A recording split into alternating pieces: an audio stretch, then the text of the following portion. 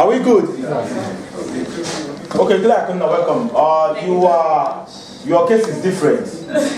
Maybe you are planning to buy the world or do something different. When we come back, we will know. When we come back, we know why you want 2 degrees at a time. Going to school in Nigeria alone is debt. And you are carrying 2. You are going to Open University Abaga and pursuing law. And at Nnamdi Azikiwe University, you are looking for history and international studies. That is for evening. And now look at the camera and say the things you have experienced in Nigeria, whether good or bad. They want to know.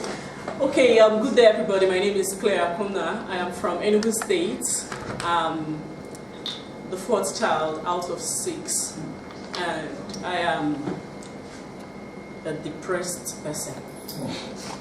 And I think if I start today to talk, I can talk for a week, non-stop. If I want to express the pain in my heart about this country. It's not that I have traveled so far and wide, but my dad always says something: when you read a book, you are conversing with an intelligent person. I think I have had too much knowledge than I should. But the problem of Nigeria is one thing. I listened to my colleagues and they were making one point in numerous ways, like Mesh said. But we have one problem: ignorance. When you don't have knowledge, you are dead. If you do not know, you are poor. Knowledge is power. Some years ago, my dad gave my sister and I think I was in JSS 3. He gave us the assignment to write on the article, Knowledge is Power, and I made some researches, and I'm glad I wrote the article today. The thing is, Buhari is not the problem. I think I have more disrespect for his vice, Yemi Osibanjo. I have more disrespect for him than Buhari. Buhari is a military man who has no single knowledge about human development. What he knows is shooting, what he knows is massacre, what he knows is killing, what he knows is butchering. Once you say go, just like you command a bulldog, he moves and he kills. He chased the Chadians into their own country against orders from the president at the time. You cannot, I repeat, you cannot replace who we have today with people you find capable, because the institution is corrupt. Nigerian political institution is corrupt. Therefore, you cannot put a golden fish in a very dirty water. It is either going to die or it blends, it adapts. That's the thing. A man I respect so much, a senior advocate of the Federal Republic of Nigeria, Chief Mike Ozokome, when he was talking about the fabricated lies of the NIAs, the Nigerian intelligence whatsoever, who have been shamelessly, unabashedly, people who have been, I don't know the word, I am so exasperated talking about this whole thing. I think Nigerians are ignoramuses. I use the term during my video. When you have knowledge, you have power. When you know that that road your governor is constructing is not a favor done to you. Enugu State Governor, with all due respect, you are not honorable. There is no politician that is honorable. You are riffraff. You are too low in your mental health. You are demented mentally. A road was patched at New Haven and they tied the ribbon. Patch. It was patched by Lebanese. And they tied the ribbon, brought the scissors and cut it.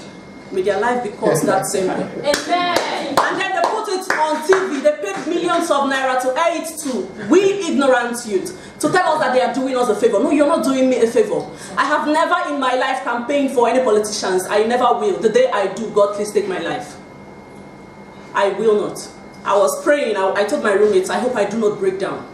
Because each time I look out in the window, I see one reason to get depressed. In 1994, when you were talking about places like Germany, like France, you do not need to go that far. Talk about Africans. You talk about Wale Kitele, I have a problem mentioning their name. The person that started, that furthered the Maji Maji uprising in Tanzania, which was a submerge of Zanzibar and Tanganyika in 1905 and 1907. You talk about people like Thomas Sankara. You talk about, there are people you should talk about. Jacob Zuma resigned. Mugabe resigned. And I was thinking Nigeria will learn from them, only for our dear president, our very wonderful president Buhari, to go to Ghana and promise them that he will help them fight corruption with a shame. Nemo that would not have it. You cannot give what you do not have. Yes. When you are empty, and everything you have to offer is emptiness. I have to say one thing. Buhari defined corruption as a violation of fundamental human rights. That's the irony. He defined corruption as a violation of fundamental human rights. Someone who do not know what human rights is, there are about 72% of people are waiting trial in Nigerian prisons. When I went to SARS, I've had a lot of business deals with them. When I went to SARS in 2016, the cells were filled so much that they had to take some inmates and keep them inside offices. People are innocent. You are awaiting trial. The Nigerian judiciary is messed up. Garba Shehu is saying nonsense. Buhari spent 20.2 million naira. That's a lie. But let's assume he spent 20.2 million naira to treat his ear infection. His son had an accident, a very minor accident, and he was rushed to Germany. And people who collect 2 cups of rice are in this country dying every single day. Claire, Akunna, thank you very much. Let's see you later. Thank you. Claire, let's do it.